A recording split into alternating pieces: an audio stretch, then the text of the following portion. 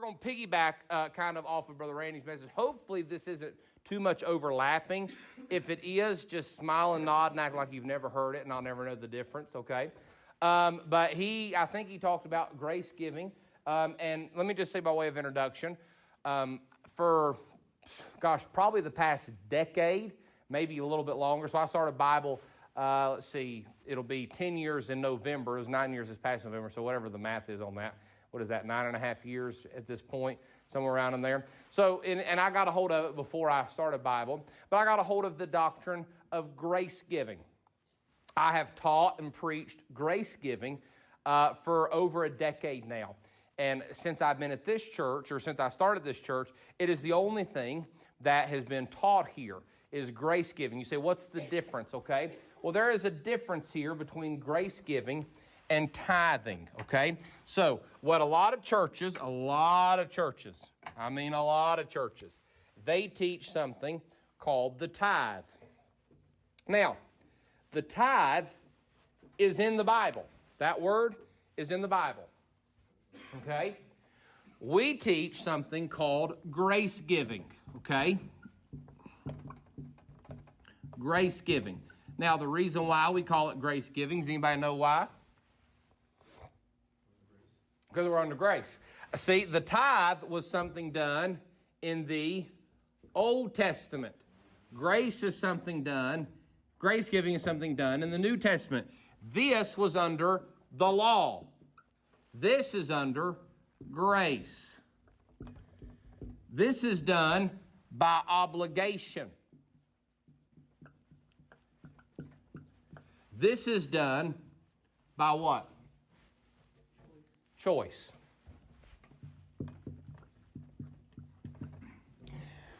With the tithe is associated with a curse. And we'll get to some of these passages in a little bit. Grace giving is associated with what?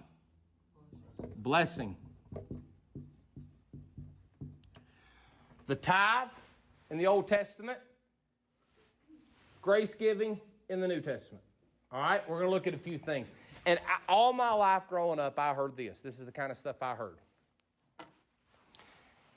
And by the way, the tithe is what? It's the 10%. All right, the word tithe literally means 10%. Let's see. Running out of space here. 10%. Okay, that's 10%. And that's what you get. All my life growing up, I heard now, when you get your money, when you get paid, if you got paid $500 on Friday, then this coming Sunday, you put $50 in the offering. That's what I was taught growing up. And that was your tithe. That was what Christians were commanded. This is what I was told. Christians are commanded to give 10%. And if you don't give 10%, then you're being disobedient to God. And a Christian that doesn't give 10% is disobedient, and God's not going to bless them and all that kind of stuff. That's what I heard growing up. And I mean, I even heard stuff so far as, I heard this a lot. Well, if you don't give God his 10%, he's going to get it somehow. He'll take it out of your tires or, give you a flat tire. Brother Randy told me here, a preacher, that might have been a missions conference or something, where a guy said that he wasn't paying his tithe or behind on his tithe, and the guy said, and God burned my house down to get my attention about my tithing.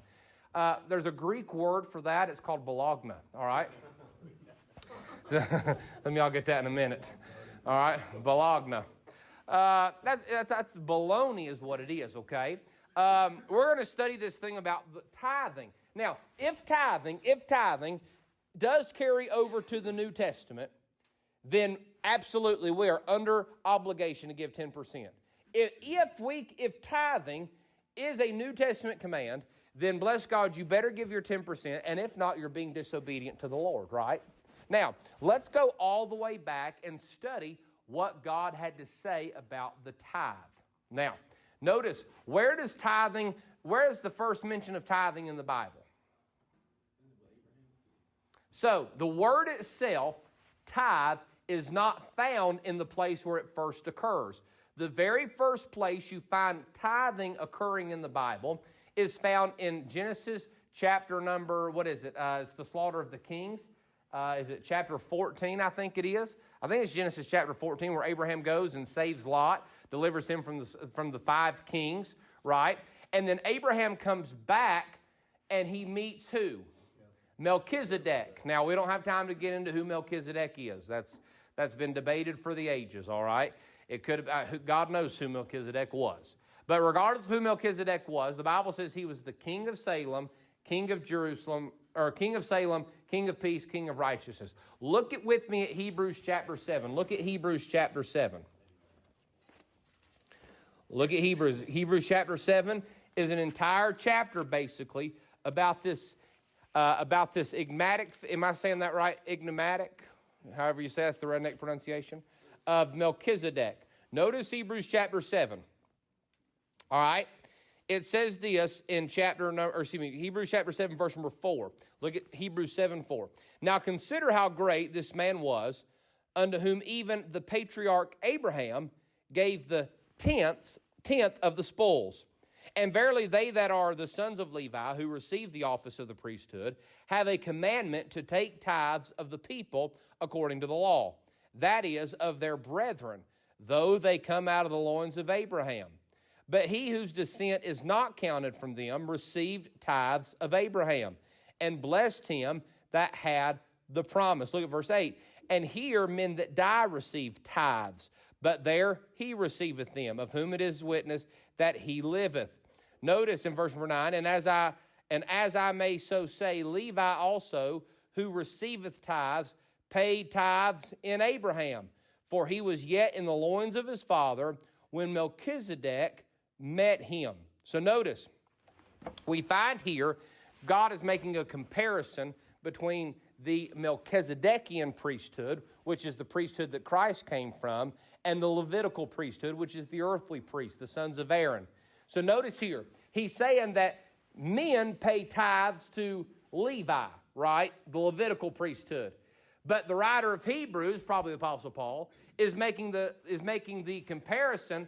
You pay tithes to Levi, the Levitical priesthood, but this man, talking about Melchizedek, was so much greater than Levi, that Levi, when he was still in the loins of his father Abraham, paid tithes to Melchizedek. Does that make sense? So the comparison is being made there with how much better the Melchizedekian priesthood is than the Levitical priesthood, the priesthood that Christ came from. Now stay with me here. So that's the first incident of tithing that we have in the Bible. Even though the word tithe, if I'm remembering correctly, is not used in Genesis in that story, we find that Abraham did pay a tenth. So therefore people will say, well, hold on a second, preacher. Tithing is mentioned before the law. Because remember, the law came by Moses. Exodus chapter 20 is when the law shows up. Abraham paid tithes long before the law. So people were doing it before it was under the law, preacher. Okay, they were also killing animals before the law. Right? They also had multiple wives before the law. Right? They also had multiple wives during the law. You want to go out and get 3 more wives? I mean, they did a lot of things before the law. It was okay to marry your cousins before the law. And even your sister, Abraham. Abraham and Sarah, you know what they were? Half brother and sister. It was all right to do that then. The argument that, preacher, tithing goes all the way back before the law. Well, that's no argument. I can show you lots of things that go back before the law. We don't do them anymore. Now notice, we find what the tithing was in the Old Testament. Now, before we go there, do you have your finger still in Deuteronomy 14? All right. Look at Deuteronomy. Keep your finger in Deuteronomy 14. Put your finger there, or bookmark, whatever. And then go with me now to Malachi chapter 3. Oh, Malachi chapter 3 is the beloved chapter for everybody that likes to talk about tithing. Now, here's the thing. Listen to me. Let me say this before we get further into the message. If somebody wants to give 10% of their income to the church, guess what? Do it, honestly. If you want to give 50%, if you want to give 90% of your income to the church, now, don't give 90% of your income to the church and then come whining to me when you can't pay your bills, okay? Be smart. But understand that I don't care how much percentage you give.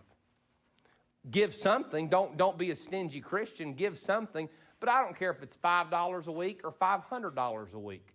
Determine what, Brother Randy probably went over that. Determine purpose in your heart what you're going to give, and then give it faithfully and cheerfully, not of necessity or by constraint. For God loveth a what? A cheerful giver. So purpose in your heart what you're going to give, and then just give it. All right? Whether it's weekly, monthly, yearly, whatever. Okay? Figure out what you think God wants you to do, and then give it. Now, stay with me.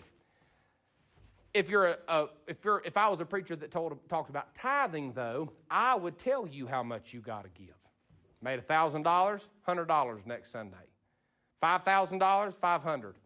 Now, if you again, I think 10% is a pretty good thing to go by. All right, I think 10% is probably a good thing. 10%, that's what God required in the Old Testament. We don't have to give it in the New Testament, but probably a pretty good standard to go by. But if you want to give 5%, fine. You want to give 20%, fine. But notice what all the tithers will say in Malachi chapter 3, verse number 8. Here it is. Oh my. Will a man rob God? Now here's the thing. You ever heard people say a bunch of God robbers? And they're talking about people who don't pay their tithe. I used to hear this kind of stuff growing up. You know, I'd hate for God to look down and find some of his money in my wallet, because I'm pretty sure he's got the serial numbers memorized. And then I heard other people say, well, you're tithing, that's 100% God's money. He's letting you keep 90% of it. You know, just all these little cliches to try to make you think that they're right. Notice, will a man rob God? Anybody that has any sense and, you know, one eye and half a brain would say, well, no, I don't want to rob God.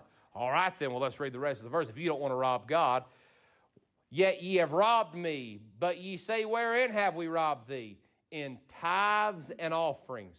Ye are cursed with a curse, for ye have robbed me, even this whole nation. Bring ye, and I know some churches that will quote this verse, verse number 10, every single Sunday when they're taking up the offering. New Testament Baptist churches that claim to be Bible-believing, and they'll quote this verse before they take up the offering and then sing a song about being blessed. Every Sunday they do this. Bring ye all the tithes into the storehouse, that there may be meat in mine house, and prove me now herewith, saith the Lord of hosts, if I will not open you the windows of heaven and pour you out a blessing, that there shall not be room enough to receive it. Well, that sounds real good, don't it? Man, poor old Apostle Paul, the reason why he was shipwrecked is because he wasn't paying his tithes. I mean, poor old Apostle Paul didn't, went through periods where the Bible says he fasted a lot, sometimes willingly and sometimes not willingly. But man, if he'd have just paid his tithes, he could have had plenty of steak to eat. Isn't that what it says? If you pay your tithes, I'm not trying to be ugly. I'm just being real. You got these guys that'll preach it like if you give your tithe, God will pour it.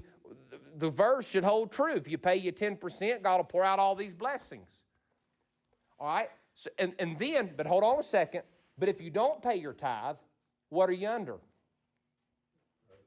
A curse. Now, keep that in the back of your brain. We're going to come back to it. Go to Deuteronomy 14. Now, if you're supposed to pay your tithe, here it is. Deuteronomy 14. If we're supposed to pay our tithes, I'm going to show you exactly how you're supposed to do it. Deuteronomy chapter 14, and look there at verse number 21. Deuteronomy 14:21. Ye shall not eat of anything that dieth of itself. Hold on a second. Am I in the right place? Is it 22? Yeah, there it is, 22. There it is, 22. Look at verse 22.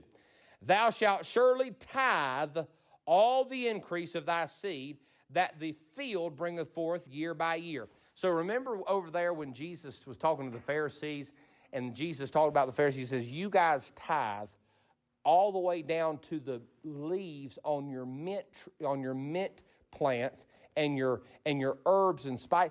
You tithe all the way down to the leaves of your herbs. You know what he said? He said, but you omit the weightier matters of the law.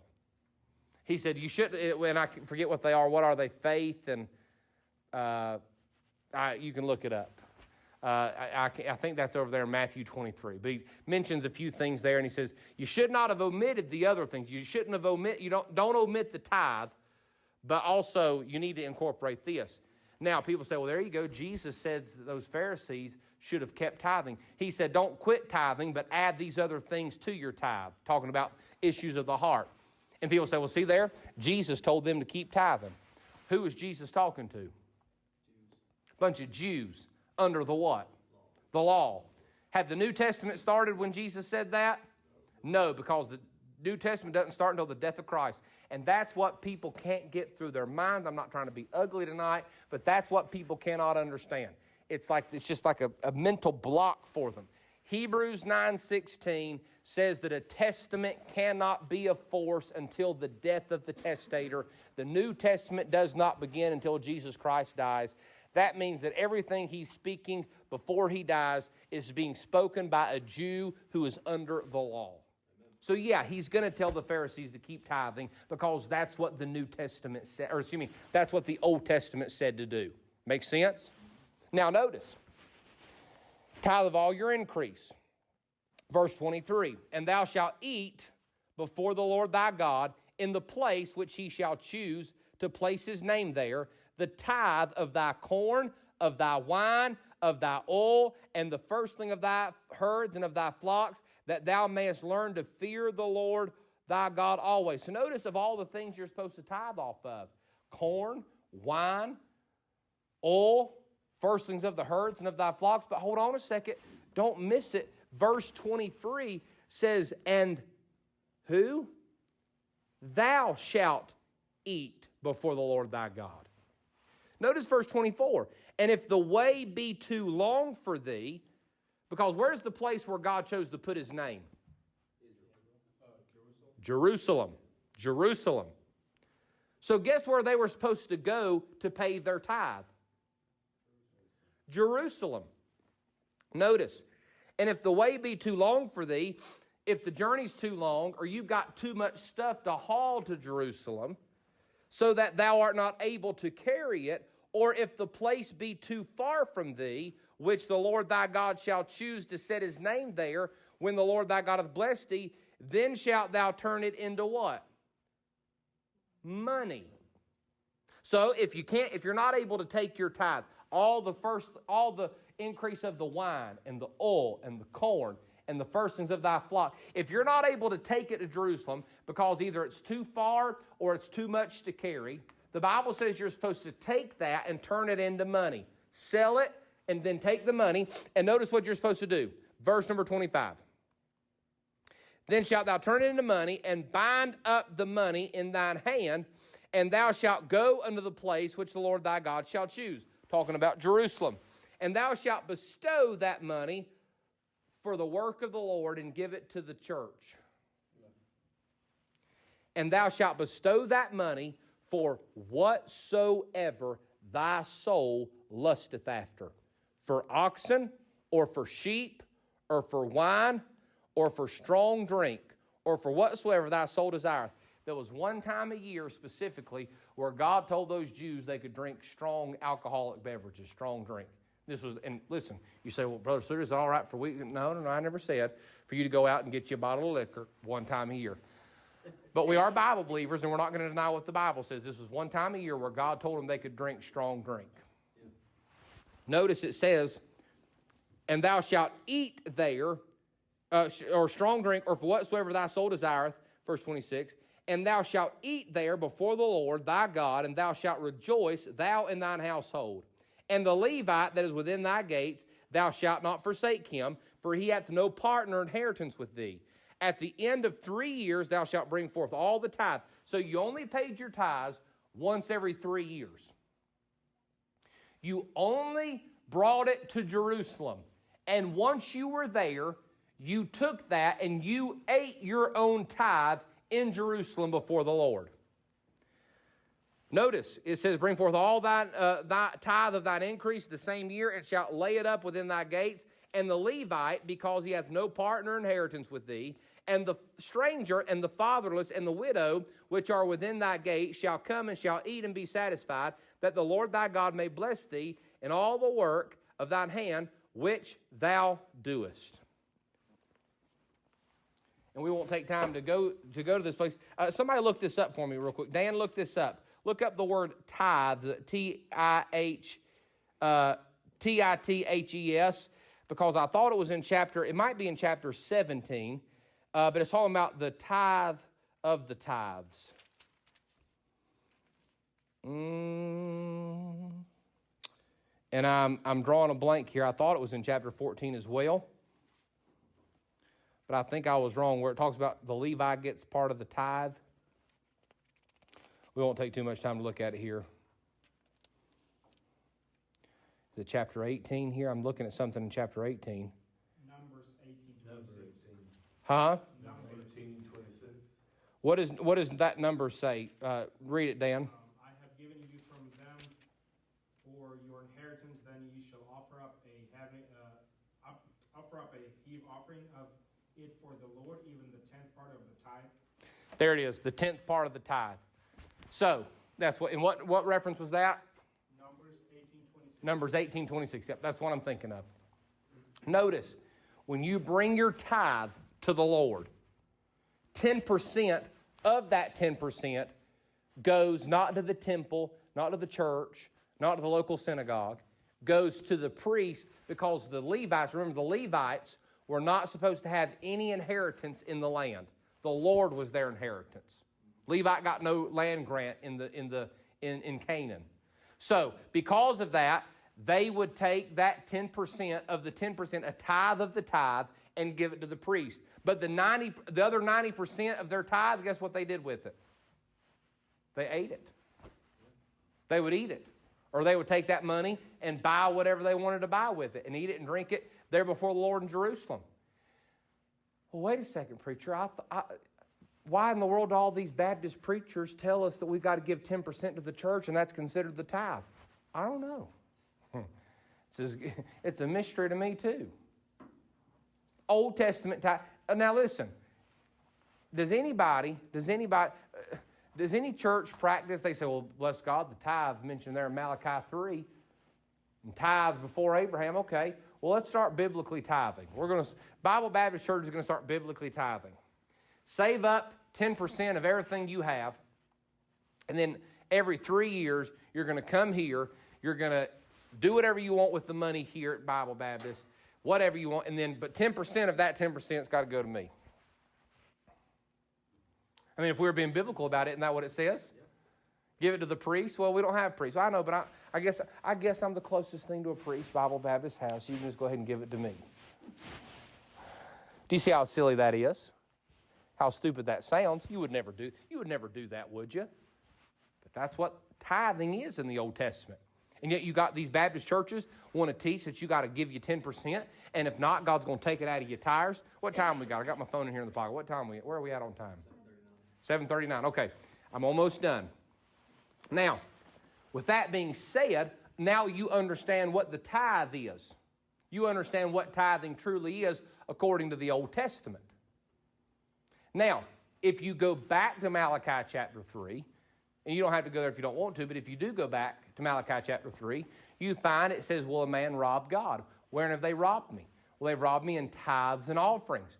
You say, well, preacher, the way that these Baptist preachers have you think is that, they took up a collection every Saturday, because that's when you went to temple, right? You take up a collection every Saturday on the Sabbath, and that kept the upkeep of the temple and all that. Hold on a second. When they were building the temple and when they were doing the upkeep and renovations or whatever they had to do for the temple, how did they pay for that? Did it come out of the tithe of the people? No, what did they do? It was a free will offering. They would set up boxes in the back of the church, the back of the temple, and people would just give in that box. It was a free will offering. Now notice, under the Old Testament law, it was an obligation for you to eat it. If you didn't eat it, you were cursed. All right? You gave 10%, but you got to keep 90% of the 10%. This is very different than what we experience today under grace giving. Very different. You say, well, preacher, the New Testament mentions tithing. Yep, the New Testament mentions tithing twice. One time when Jesus is fussing at the Pharisees for tithing of their herbs, but not having their heart right. And the other time is Hebrews chapter 7, where the Apostle Paul talks about Abraham and Levi paying tithes to Melchizedek. Not a single other time in the Bible do you ever find the tithe. In the New Testament, excuse me. It's not mentioned anywhere else to my knowledge. And I'm sitting here scanning with my brain. That's the only 2 times that I can think of where it's mentioned in the New Testament. It's very different. All right, remember I told you to tuck away Malachi 3:8? Because if you don't give, what are you under? Curse. I've literally had Baptist preachers look in my face and say, I teach my people that if they don't pay their tithes, that God puts them under a curse. I've even heard preachers say things like this, because in the Old Testament, if you missed your tithe or if you did not do the correct offering or whatever, guess what you had to pay? An extra fifth. You had to pay an extra 20%. Now people say, well, if you miss your offering one Sunday, you don't pay your tithe. You just to make sure you better add 20% onto that. Oh, now God's charging interest in the New Testament church. I mean, now God's a loan shark. Well, they make it sound like, and if you don't pay me by next Sunday, I'm going to break your legs and all that kind of stuff. It makes God sound like a mafia boss. Notice, it says we're under a curse if we don't tithe. And I've had preachers tell me that God's got them under a curse. Hold on a second, time out. Galatians chapter 3, verse number 10. Christ hath redeemed us. Or is this verse 13? I think it's verse 13. Galatians 3:13. Christ hath redeemed us from the curse of the law, being made a curse for us. It is impossible for me to be cursed. I cannot be cursed. You cannot curse me. The devil can't curse me. God himself would have to go back on his word to curse me. I cannot be cursed. Amen. By the way, I could give 100% of my paycheck every single week to the church, and guess what? God is not going to bless me any more than I'm already blessed right now. Because my blessings are not... Now, there is a law, he that giveth sparingly shall reap sparingly, and he that soweth sparingly shall reap sparingly. He that soweth bountifully shall reap bountifully. I may give 100% of my money, and God keep giving me more money and more, all that kind of stuff. There is that principle about the more you give, the more you'll get. But monetary income does not equate to blessings in the New Testament. We've talked about this before. My blessings are not associated with how much money I have. My blessings are not associated with my obedience in the New Testament. I am blessed not because I am obedient. I am blessed because I am in Christ. That's the New Testament principle. Getting in Christ is what gets you the blessings, not by giving 10% of your income to the local church. See that there? It's impossible for me to be cursed, and it's impossible for me to be blessed anymore.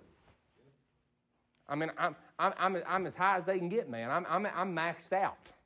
The only thing that gets better from here is my glorified body. Amen. See that thing? So remember, I've had people, and I'll end with some anecdotal stuff. I've had people come to me and say, preacher, I'm going to be honest. And I'm not talking about people that go out to eat, 7 days a week and blow their money on stupid stuff. And no, I'm talking about hardworking people. And listen, everybody's been in that situation where there's more month than money, right? And I've had people come and say, preacher, I'm struggling right now because I'm not going to be able to pay it. Not here, because I've never taught this tithing stuff here. But I've had people call me and say, preacher, and I've had at other churches, since I've been pastoring here at Bible, I've had one new family come and over the years and ask me this question, just one. But people say, I'm facing eviction if I don't pay my rent or paying my tithe. I've had people say, preacher, I only have $500, and that's exactly how much I need to pay my rent. And if I'm going to give that, but if I tithe off that, I'm going to be $50 short, and I do not have any more money. My rent is due tomorrow, on Friday, and then I've got to pay my tithe on Sunday. Now, if I was like 95% of Baptist preachers, I would say, bless God, you give that money, and God will make a way for you to find that money somewhere before Sunday morning, or if not, you just got to trust God for that money. That sounds real spiritual until you got a homeless family at your church now. Yeah.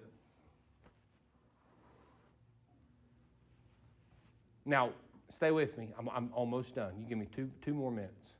You know what I told that family? And I know there's probably some Baptist preachers out there that's going to curse my name and think I'm the biggest heretic, and they can think whatever they want to. You know what I told those people? I said, pay your rent, man. Amen. You got a family. You've got people to feed. You need a place to live. Pay your rent.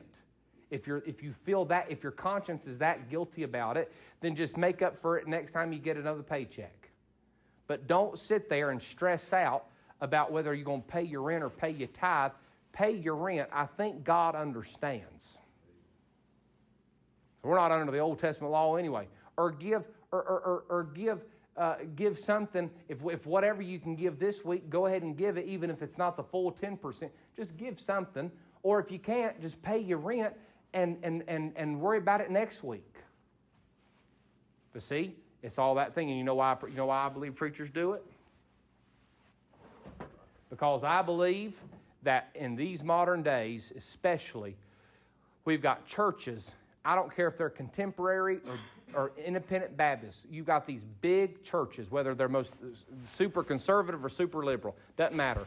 You've got these big conglomerate churches that run their churches like businesses, and the pastors act like CEOs and not actually pastors. This is not a business. This is a congregation. This is not a multi-level marketing scheme. This is a flock of sheep. This is the flock. This is the flock of God. Amen. And I'm not going to sit here and demand 10% out of everybody in this church, or you're not right with God, just so I can get a bigger paycheck every week. I'm not going to do it. I'm not going to violate the Scriptures just so you give more money and preach something unbiblical just so that we can have bigger facilities and nicer things and y'all can buy me a new truck every 5 years. I'm just going to be honest. And that's why I'm going to tell you, I believe that's why a lot of preachers do preach so heavy on the tithing. You go to some churches and they preach on money all the day. There are some churches, and listen, I'm not being ugly, but you go to some churches and their people don't know enough about the Bible to fill a thimbleful, yet they'll have stewardship month. A whole month where the preacher does nothing but talk about money. Can you imagine me getting up on a Sunday morning? We're going to have stewardship month, the month of May. You got, well, my brother Sluder, he's gone crazy. He's all here. He's check his fever. I'm not going. I don't even know if I could come up with 12 messages on money. Lord help. That's the kind of mess we're in. So there you have it. That's the difference between tithing and grace giving. All right?